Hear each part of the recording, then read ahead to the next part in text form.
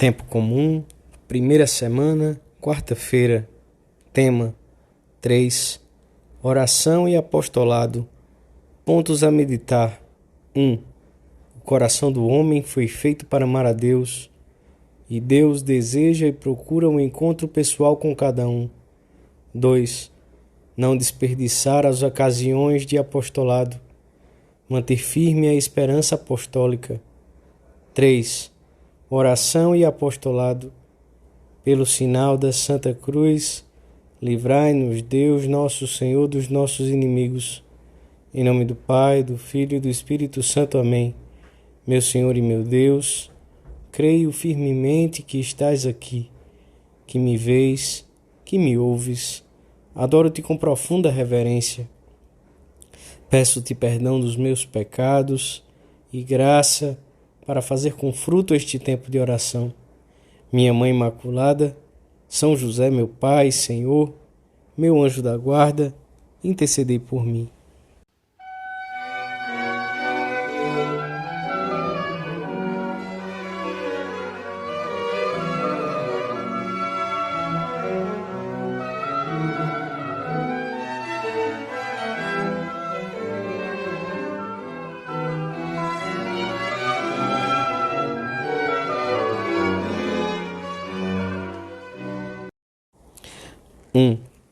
Certo dia, Jesus, depois de ter passado a tarde anterior curando doentes, pregando e atendendo as pessoas que vinham ter com ele, muito antes do amanhecer, saiu da casa de Simão, foi a um lugar deserto e ali orava. Simão e os que estavam com ele saíram em sua busca e, achando-o, disseram-lhe: todos estão à tua procura. É São Marcos quem o relata no Evangelho da Missa. Todos estão à tua procura.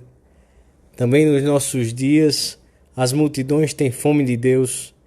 Continuam a ser atuais as palavras de Santo Agostinho no início das suas confissões.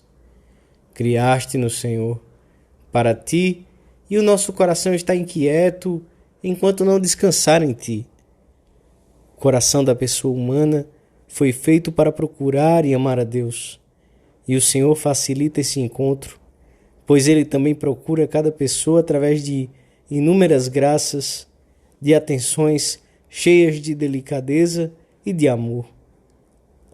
Quando vemos alguém ao nosso lado, quando a imprensa, o rádio ou a televisão falam de alguém, podemos pensar sem receio de nos enganarmos. Cristo chama essa pessoa, preparou para ela graças eficazes. Repara bem, há muitos homens e mulheres no mundo, e nem a um só deles deixa o Mestre de chamar. Chama-os a uma vida cristã, a uma vida de santidade, a uma vida de eleição, a uma vida eterna.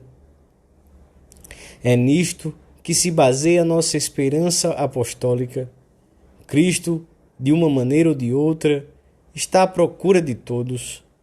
A missão de que Deus nos encarrega é a de facilitarmos esses encontros com a graça.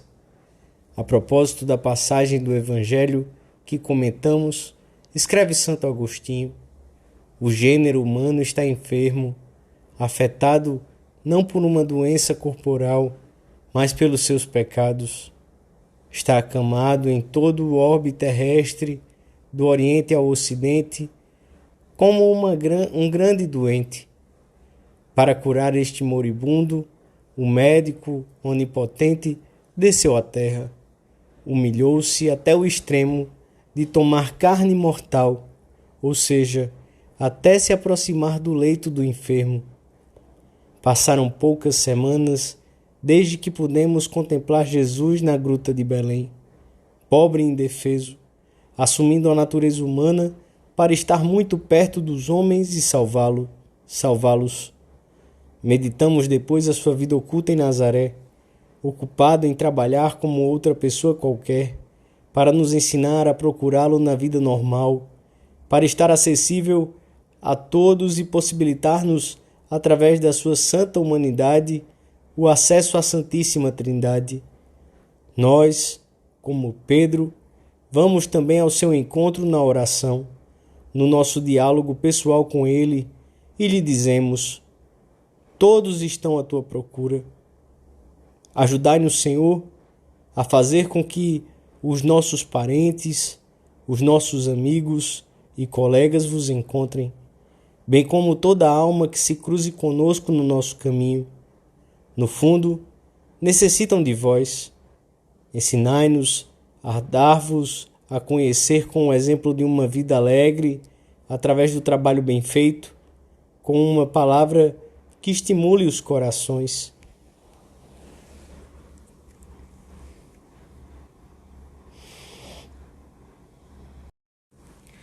Dois.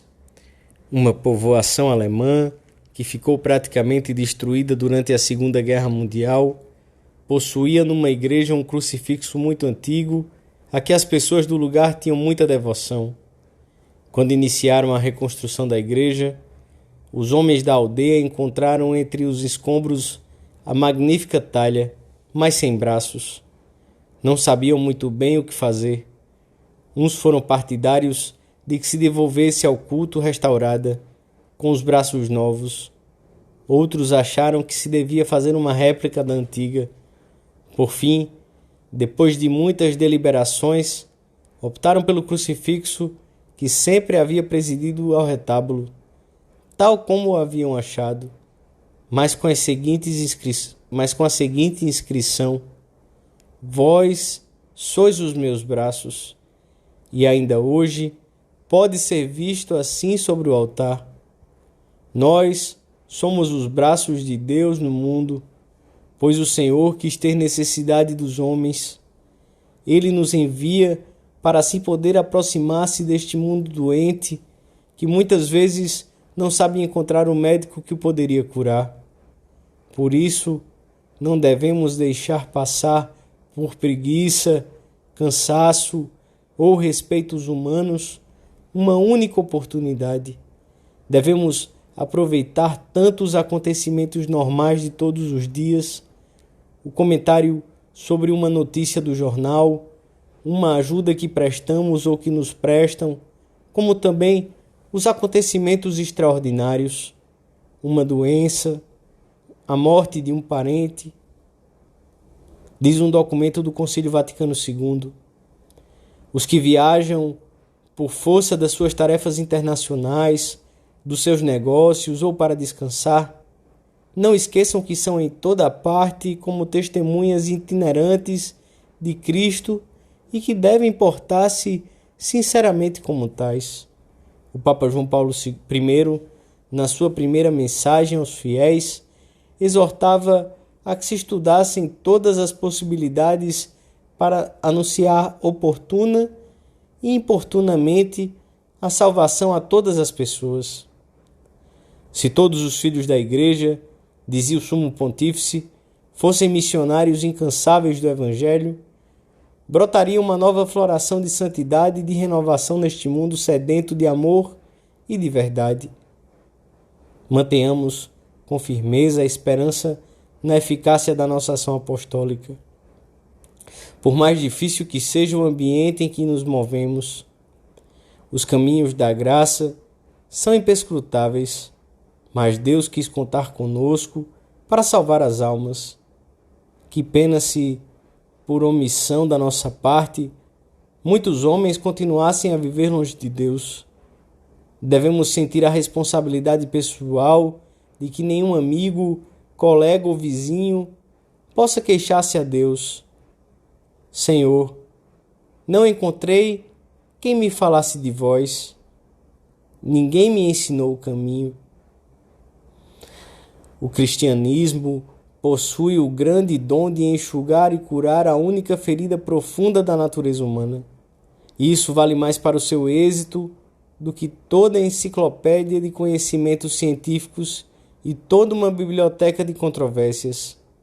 Por isso, o cristianismo há de durar enquanto durar a natureza humana, diz o cardeal Newman. Perguntemo-nos hoje: quantas pessoas ajudei a viver cristamente o tempo do Natal que acabamos de celebrar?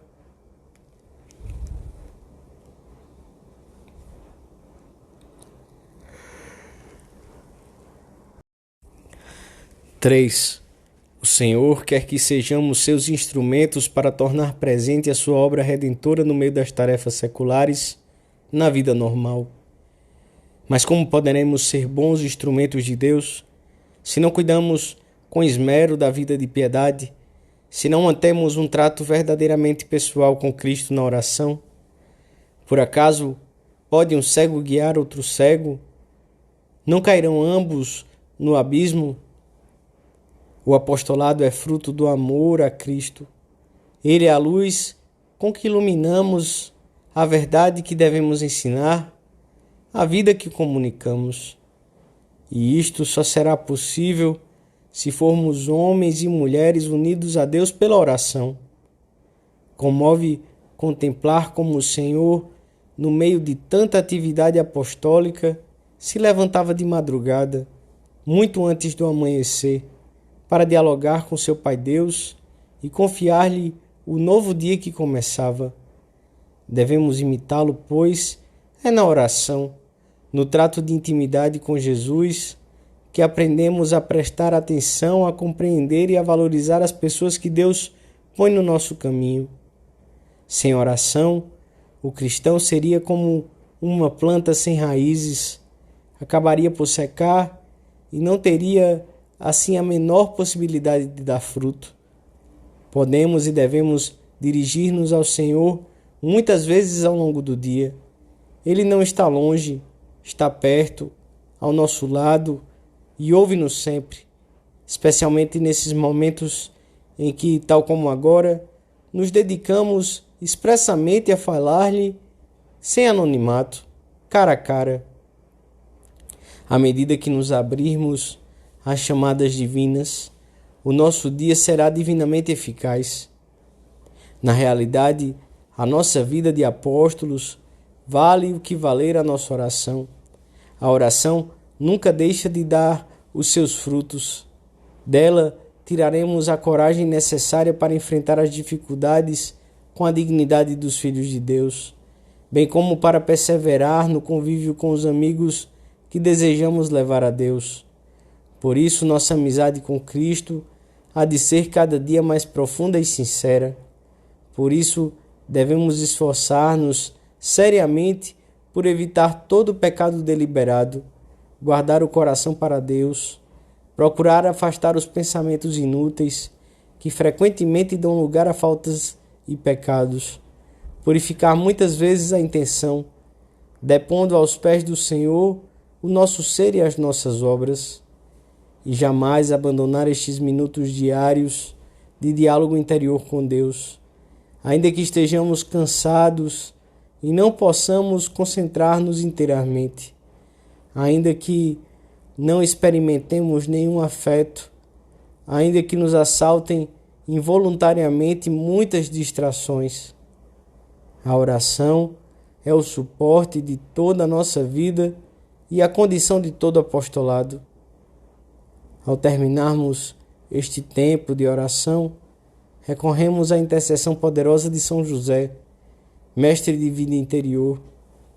Pedimos àquele que viveu tantos anos junto de Jesus que nos ensine a dirigir-nos a Ele com confiança durante todos os dias da nossa vida, sobretudo naqueles em que o trabalho aperta mais e nos parece difícil poder dedicar-lhe este tempo costumeiro de oração, condição imprescindível para a eficácia do nosso apostolado pessoal. A nossa Mãe, Santa Maria, intercederá por nós, junto com o Santo Patriarca.